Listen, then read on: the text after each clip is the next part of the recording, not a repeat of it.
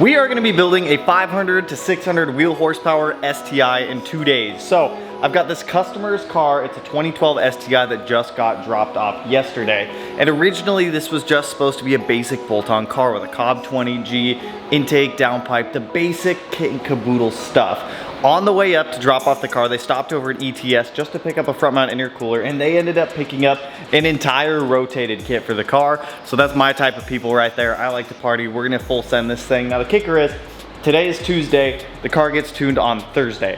So I literally have today and tomorrow to build this car. That means engine comes out, clutch goes in, retime it, get all the bolt-ons on, get rid of all the crap in there that we're not gonna be using anymore, and set this thing up to make some saw. Now I am fully confident in my abilities to do this and to do it properly in 2 days. I know Subarus so freaking well that this really isn't gonna be too bad for me to do. So very, very stock 2012 STI limited here.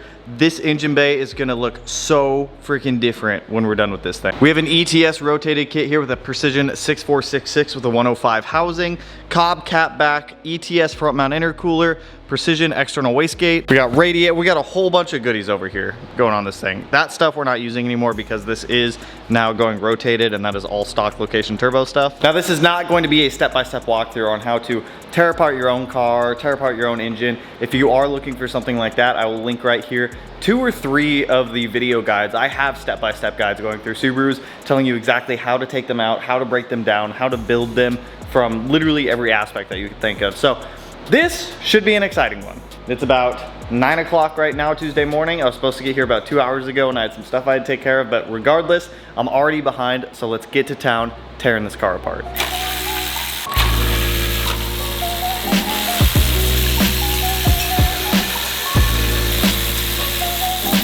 After doing so many Subaru builds over the years, I've gotten down to a pretty good rhythm of stripping these things apart and getting them out relatively efficiently. I will say this engine pull probably took me about an hour to get this thing out, and I was kind of taking my time because it was about 100 to 105 degrees out when I was building this car. It was hot. It was spicy hot.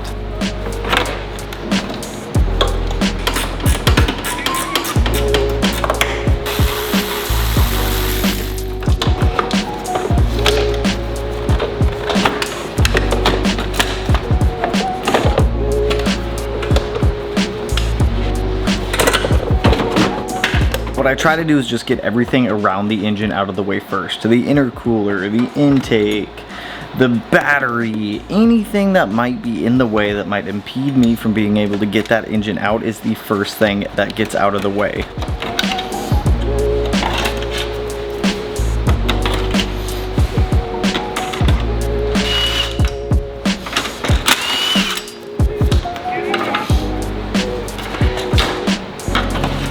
What I try to do early on in the disassembly process is get all the fluids out of the car. With this car, for right now, it was just the oil and the coolant. It actually had a Fumoto valve on it, so it made it pretty easy. Personally, I don't trust those valves too much, but they do work. Push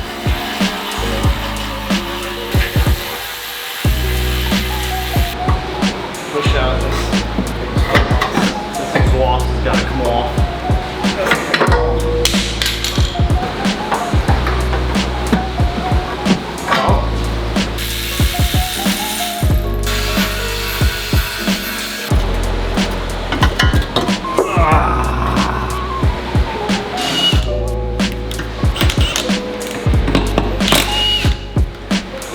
Pro tip, your oil filters don't need to be tightened to 100 foot-pounds also.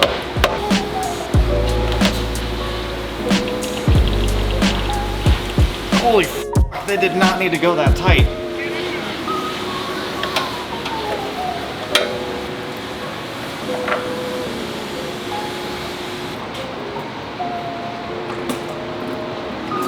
There we go. We'll let all that coolant drain out.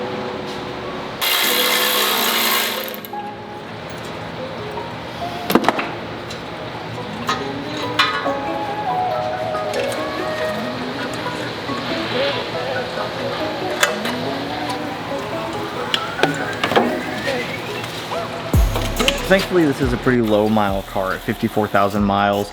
With it being a 2012, that's actually kind of impressive. A lot of these cars at this point are either crazy high in mileage, beat to hell, or just in absolute trashed condition. Now, my theory with this car is the prior owner had some type of engine failure or some type of catastrophic failure, which led them to rebuild the car and redo a whole bunch of stuff, put it back in, get it as close to stock as possible, and then I believe he sold it off to a dealer for something else, because there were a couple red flags that I was noticing in this engine bay as I was going through it, and you guys will see some of them when I pull the engine out and we get the timing covers off. But it definitely looked like somebody had been in there shortly before we were. There were a couple broken bolts on the bell housing also coming from the engine to the transmission, which I found kind of odd. Don't really know how you do it, but apparently they had snapped 2 of them off in there, which is kind of impressive actually.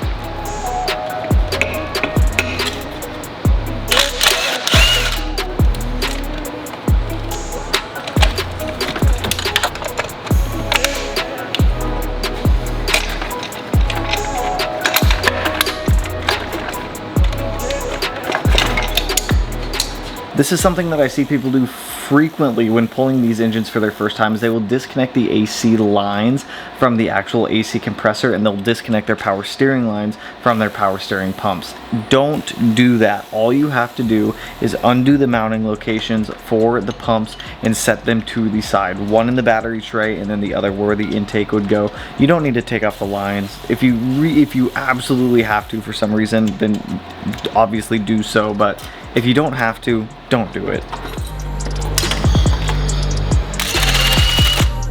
The one that people always get curious on is, why do I pull the intake manifolds when I go to pull the engine? And for me, in my workflow, it's a lot easier to just get the intake manifold out the way. The only difference between leaving the manifold on and taking it off is 8 bolts, and it frees up so much more room, and it allows you to get down under that manifold, clean up any crap that might be down there, and it's really not that much more work. Plus it allows me to hook up the engine hoist a little bit easier to the engine. I personally prefer to use 4 points of contact when pulling these things out. You don't have to. I see you're just fine doing it with 2 points of contact. I've done it multiple times, but for me, I prefer the 4. Now, as you guys can see here, this is what I was talking about. That clutch looks almost brand new, like somebody had been in this engine very, very recently. I would assume probably under 500 miles ago, because that clutch and that pressure plate were literally brand new. Same with the AVCS cam gears, which you guys will see here shortly. Now, the clutch that we're putting in this car is not the greatest for the power that we're shooting for. Now, keep in mind, this is a stock block setup. It's obviously not the ideal setup for making 650 wheel horsepower, but we have done it before. We can do it again. Now, I get asked about the longevity of doing these stock block setups with this big power stuff, and you got to realize that to somewhat do the big power somewhat reliably, I don't want to say reliably, but to somewhat just do it, we'll say, you have to utilize E85. On pump gas, there is just no room for error. If you have a detonation event and you are in big boost, or you're pushing the car hard, it's gonna blow up. So E85 is a requirement when you do this stuff, but keep in mind there is that inherent risk that something can and will go wrong at any minute. Now, the owner is fully aware of this. If it comes down to it and he needs to get a built block in the future, we've already discussed it and it's on the table. But like I was saying about the clutch, this was originally supposed to be a Cobb 20G build, and we have an ACT HDSS in there. It's not the perfect clutch for this, but it is getting the job done.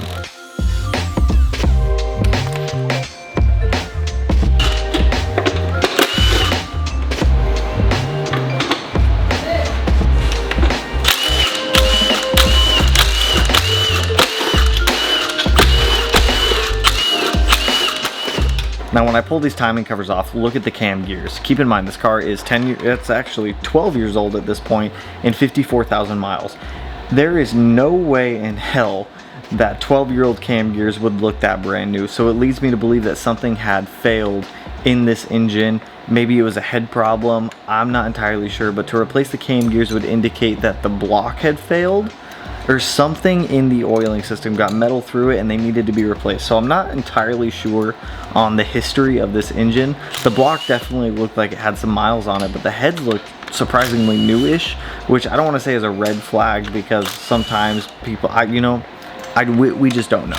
Unfortunately, we just don't know. So we opted to replace the timing belt and replace the water pump because the factory Subaru service interval is 100,000 miles or 10 years. Like I said, with this thing being 12 years old and we don't know when it was swapped out last, we were just gonna do it anyways. The belt doesn't look that old either. So, I mean, like I said, it's just another indication that somebody's been in there before us.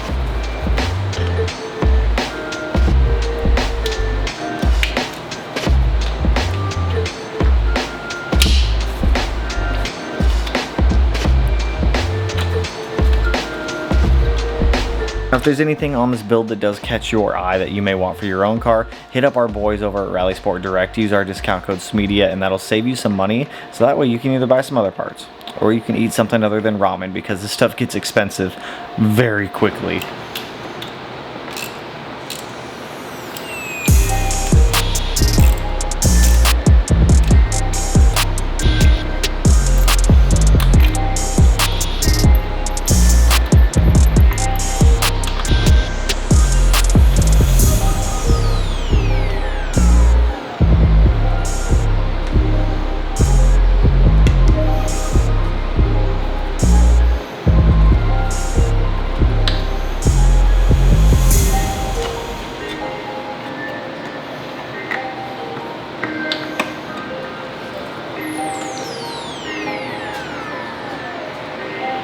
When it comes to timing these engines, don't stress it. It's not as hard as a lot of people make it out to seem. It's relatively simple and straightforward.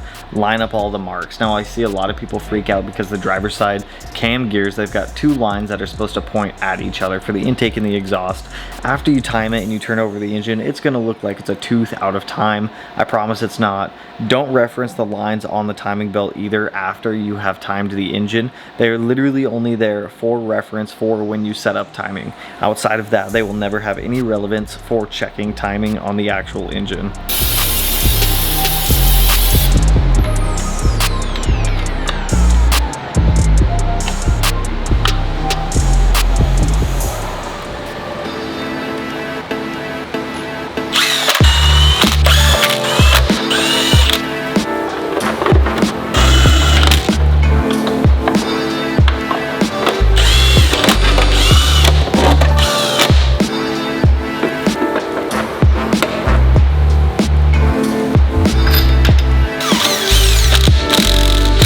Now we've got a beautiful ETS V2 Max flow header going on this thing. Like I said, we want all the power, and that header will do it.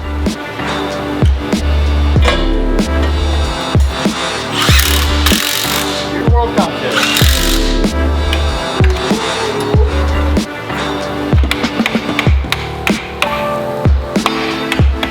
It was so hot out, my camera started overheating as I was getting the engine installed. If you really want to see me install an engine, I've got probably 40 videos installing EJs into cars. I've got videos on how to get them in and how to install them, so I promise you didn't miss out too much. It went in relatively easily. The big secret to getting EJs back into the engine bay and getting everything lined up is the angle between the engine and the transmission. You're going to want to jack up the transmission a decent bit.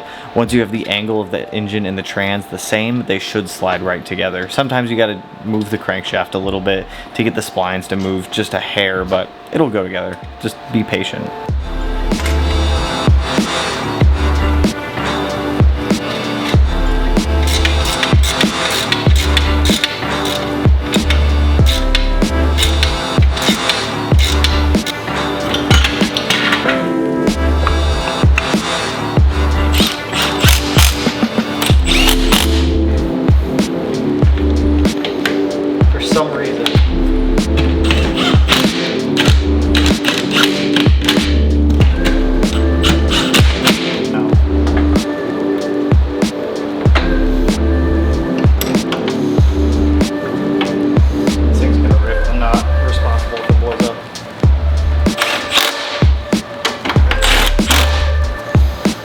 That's no joke. I've had that happen.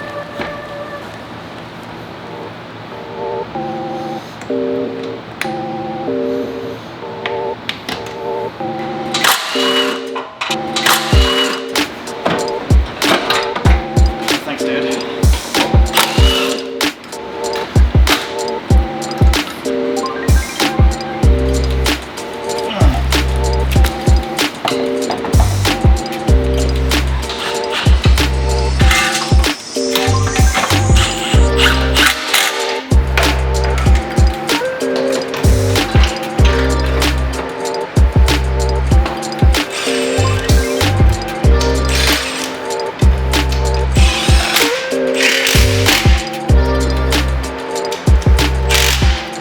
turbocharger, we are using a Precision 6466 Next Gen with a 105 hot side. Now when you get these turbo kits, you do need to clock the turbo, and what that means is you just need to spin the hot and the cold side of the turbo to get everything to line up kind of where you need it. You just loosen the bolts on the backside and it moves pretty freely. Now on the AOS, because we have the rotated kit, normally the AOS would sit behind the turbo on the strut tower. So off camera, I just made a quick bracket. So I just welded up a little piece of like 90-degree steel and drilled a couple holes in it, bada bing bada boom, made a bracket so that way we can mount the AOS in the middle of the engine bay. That's really the best spot that you're going to want to put it after you go rotated. I've seen some people leave their AOSs back behind the turbo on the strut tower, and you're just going to be cooking your AOS. If you don't have to leave it there, by all means please relocate it to the middle. Normally we just go right off the pitch stop.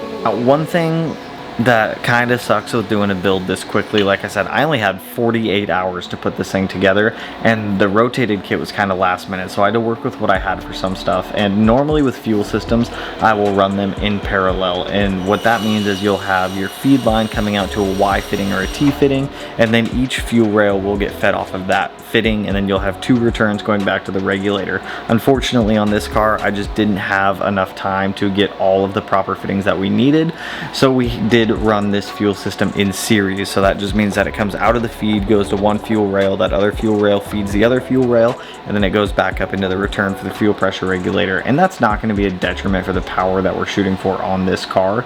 To be honest, it'll be totally fine, but that is one thing that I don't typically do. Normally I will run things in parallel on this car. We just only have the stuff to be able to run it in series given the time frame that we were working with.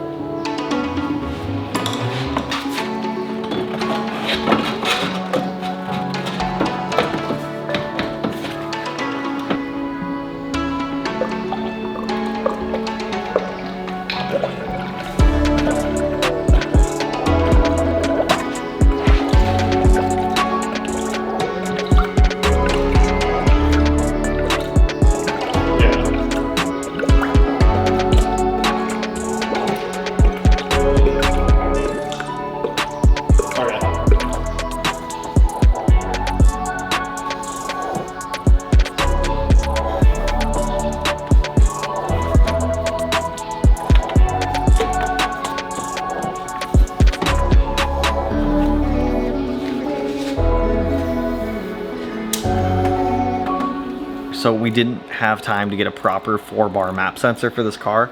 Now I did have some spare parts sitting around, so I was able to grab a 4-bar map sensor that I had sitting, but it was for a Legacy GT, so I just needed to cut the pigtail off of that, cut the pigtail on the car, and then rewire it just for a standard 3-pin connector. So we were able to get that knocked out and luckily get a 4-bar map sensor on this thing in time. And then obviously we got to make some room for the intercooler, so that means cutting up the bumper a little bit to get things sorted, so that way he can have all his body panels back on, because you know, kind of want your bumper on the car.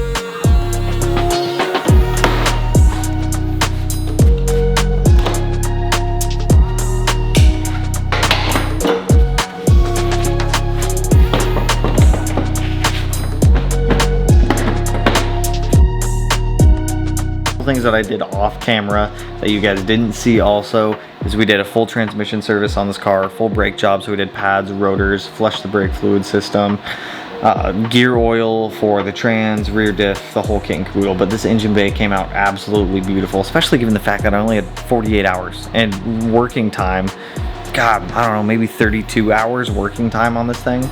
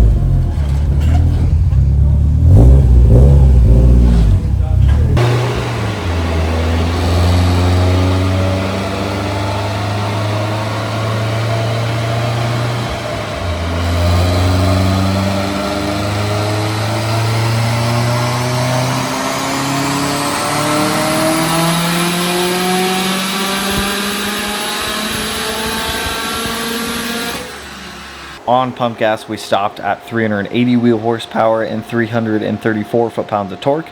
The car's mainly going to be living on E85 anyways, so didn't really see a point of pushing it to the moon on pump gas. Pulled all the pump gas out and swapped this thing over to E85 because now we are ready to party.